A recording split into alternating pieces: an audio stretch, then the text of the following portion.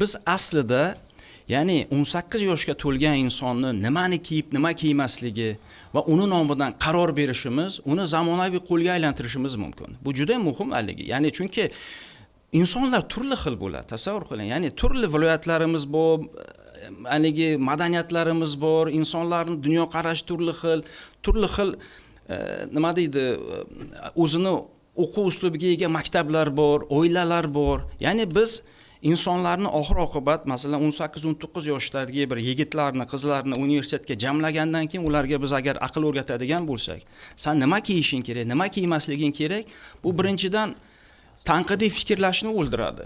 Ya'ni talabalar bu birinchidan diskomfort. Ya'ni tasavvur qiling, to'g'ri, masalan, harbiy akademiya yoki masalan shifokorlar va istisno, ya'ni ularning o'zini kiyim formasi bo'lishi kerak.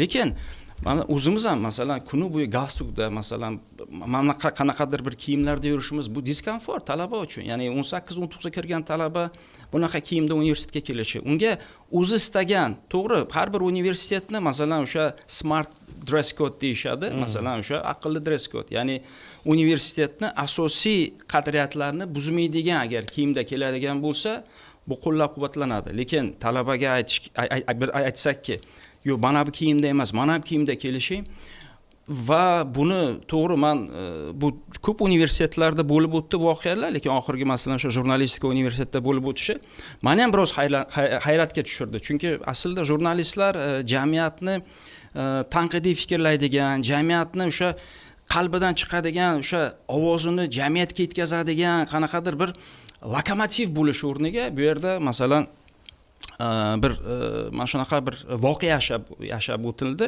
Men o'ylayman, kiyim va forma masalasi universitetlarda bu men o'ylayman ta'limda innovatsiya, tadqiqot, maqolalar, davlatni iqtisodiy drayveriga aylanish masalalarida universitetlar qanchalik zaif bo'lsa, shunchalik o'zi istagan nazoratda va o'zi istagan masalan o'sha platformada rivojlanib ketaveradi. Ya'ni afsuski, ya'ni o'sha kiyim forma masalasi, nazorat masalasi, boshqa masalalar. Ya'ni biz yana bir narsa bor, Shohruh. Masalan, Toshkentda juda ko'p xalqaro universitetlarning filiallari bor-da. Masalan, o'sha jurnalistika universitetida mumkin 1 kilometr uzoqda boshqa bir universitet, xalqaro universitet filiallari va u yerda biz qora ko'zlar o'qiydi talabalarimiz. Bir borib ko'rish kerak qani ular formasi nimadan iborat. Ya'ni bu yerda bir diskriminatsiya bor.